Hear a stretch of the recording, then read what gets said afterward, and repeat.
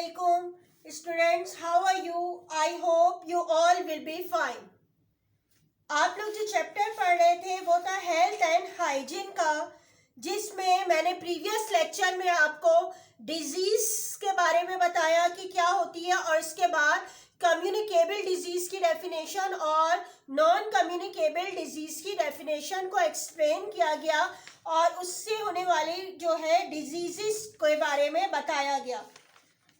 अब जो आपको पहले जो प्रीवियस लेक्चर में मैं आपको करवा चुकी हूँ कम्युनिकेबल डिजीज के बारे में बताया था कि क्या होती है कि diseases which can spread from one person to another are known as communicable disease.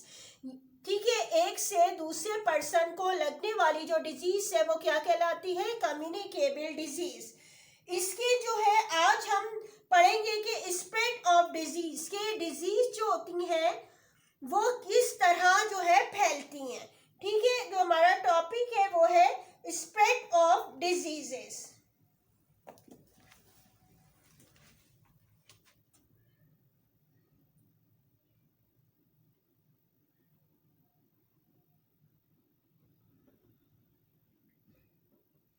ठीक है, spread of diseases.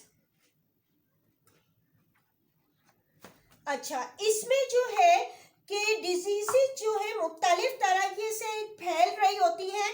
By air भी होती हैं, फैलती हैं, बाय वाटर भी, बाय फूड भी, और बाय सम इंसेक्ट्स भी। अब वन बाय वन करके एक एक करके जो है इसको एक्सप्लेन करूंगी कि किस तरीके से जो है डिजीज फैलती हैं। तो number 1, diseases that spread through air.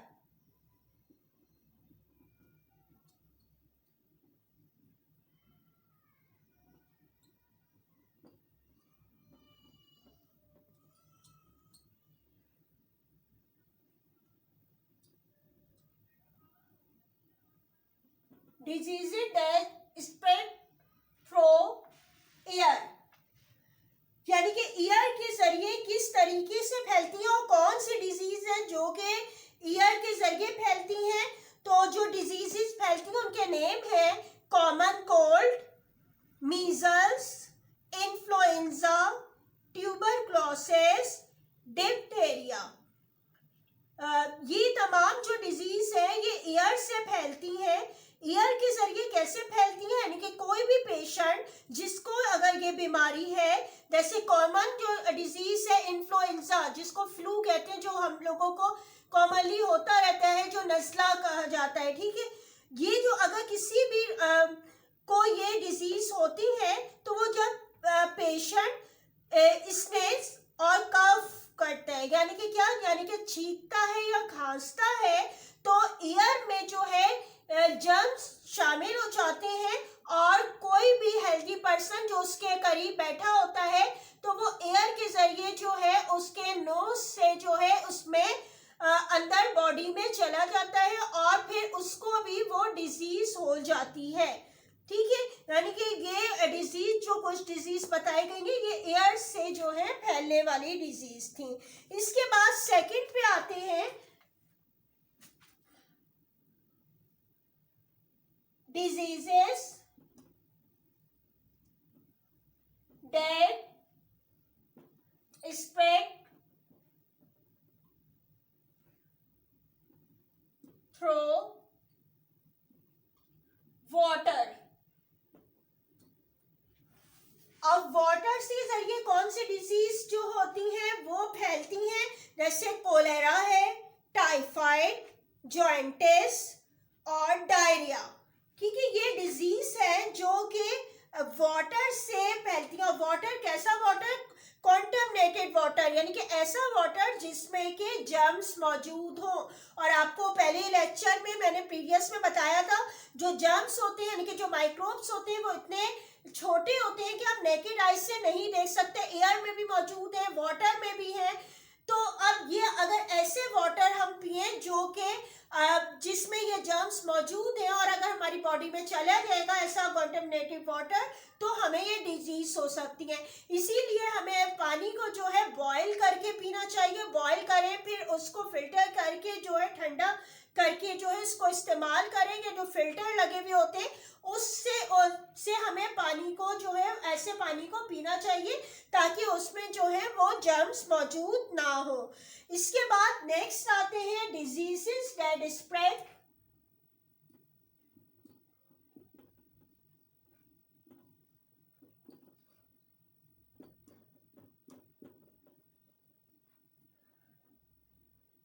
Through food.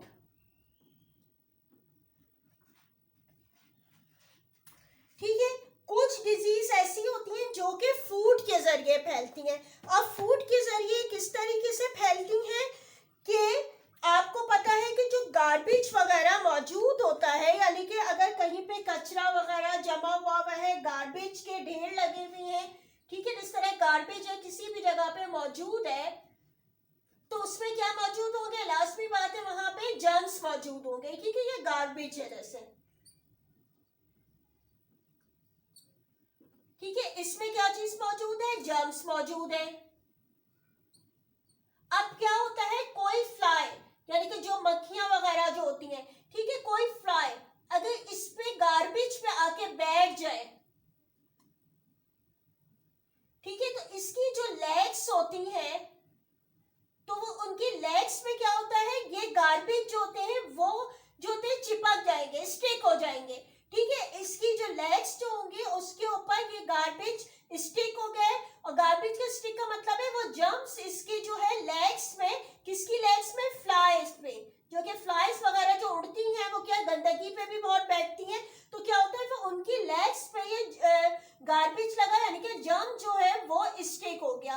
अब किसी जगह पे अगर कोई प्लेट वगैरह है जिस तरह उसमें फूड रखी हुई है, ठीक है, और ये फूड कैसी है? अनकवर्ड है, यानी कि खुली हुई है,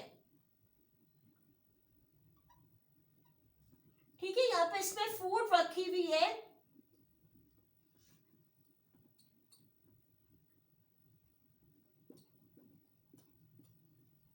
ठीक है, अनकवर्ड है, ठीक है, खुली हुई है, अनकवर्ड फूड है।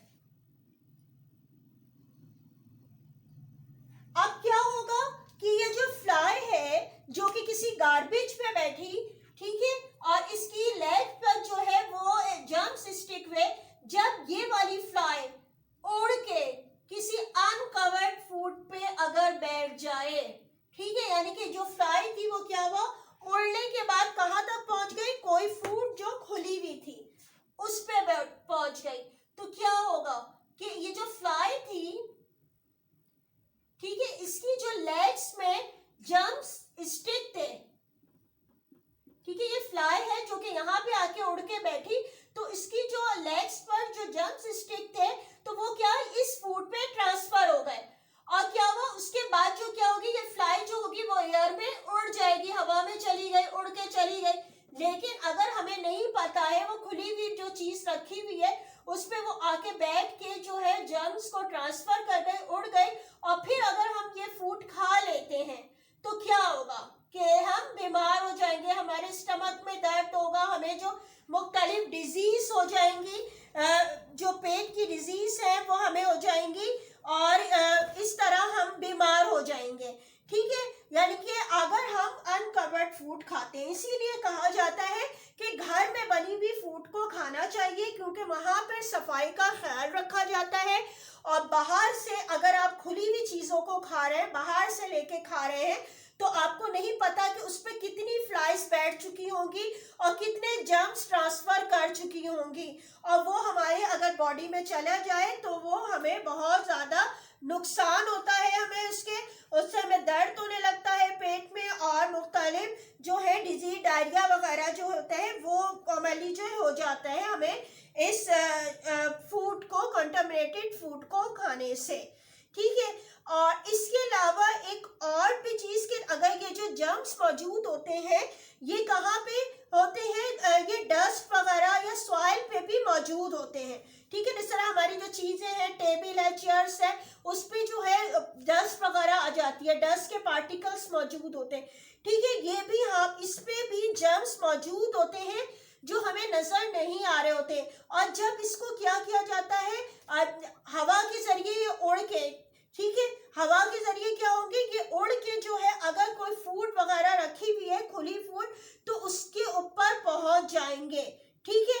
यानी कि वो हवा के जरिए डस्ट वगैरह जो मौजूद है उसमें भी जर्म्स मौजूद है, तो उससे भी जो है वो उड़ के जो है वो फूड में शामिल हो जाएंगे और उसको जो है वो खराब कर देंगे। और इससे हमें मुख्तलिफ इंटेस्टाइनल डिजीज यानी कि पेट की बहुत सी मुख्तलिफ बीमारियां हो सकती हैं।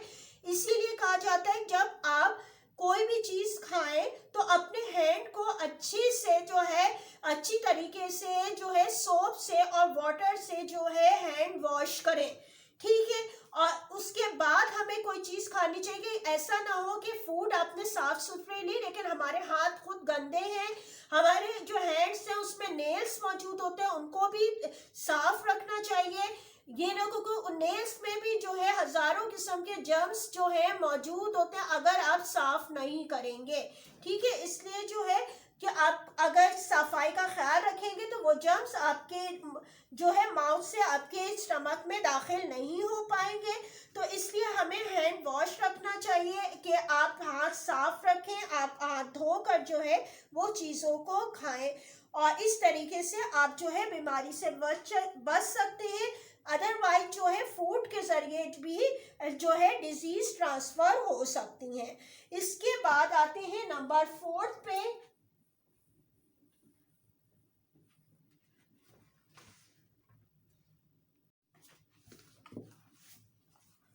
फोर डिजीज है कि किस तरीके से स्प्रेड होती है। Diseases that spread through insects।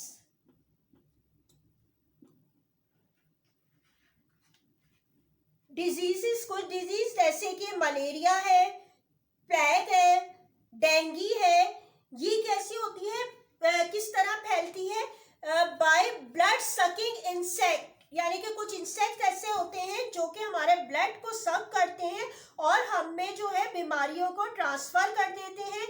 और ये इंसेक्ट कौन कौन से, जैसे कि मॉस्किटो है और जो है फ्ली है,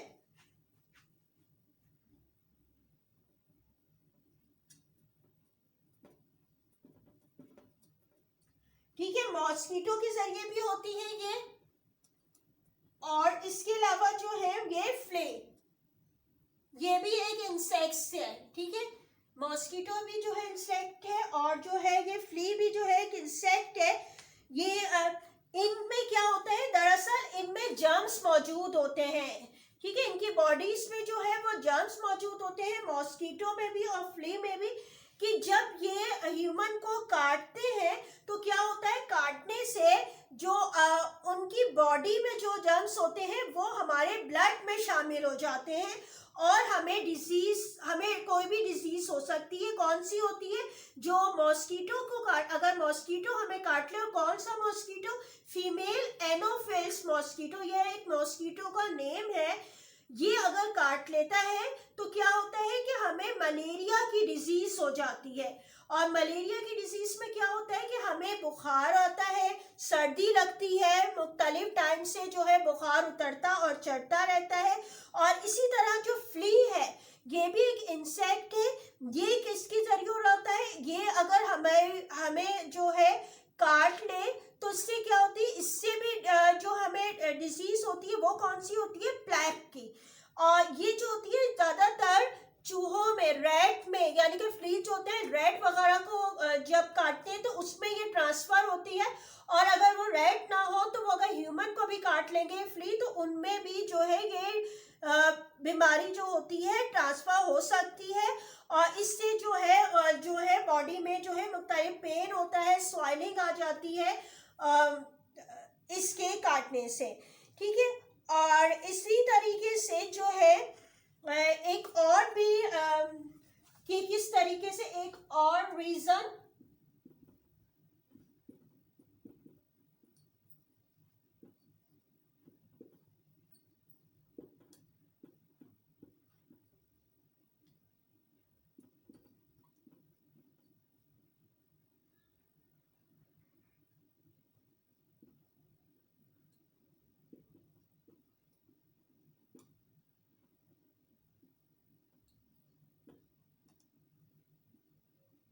diseases that spread through direct contact, ठीक है। डायरेक्ट कांटेक्ट से किस तरीके से, यानी कि स्किन जो डिजीज होती हैं are caused by direct contact, ठीक है, थ्रू द क्लोथिंग और articles of an ill person.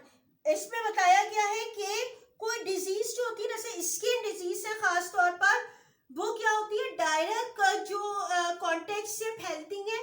कि डायरेक्ट कांटेक्ट यानी कि कोई अगर पेशेंट है जिसे स्किन की है एलर्जी वगैरह है, स्किन की कोई डिजीज है, तो वो क्या है, अगर वो उसके जो है कपड़ों वगैरह को दूसरे अगर यूज कर रहा है हेल्दी पर्सन, तो उनको भी ये बीमारी लग जाएगी, ठीक है। या फिर मुख्तलिफ चीजें जो इस्तेमाल कर रहे हैं वो, जैसे टॉवल है या जो खाने पीने के बर्तन को वो यूज कर रहे हैं, वो अगर आप उसको भी यूज कर रहे होते हैं, तो वो भी आपको जो है ये डिजीज जो होगी वो ट्रांसफर हो जाएगी, ठीक है।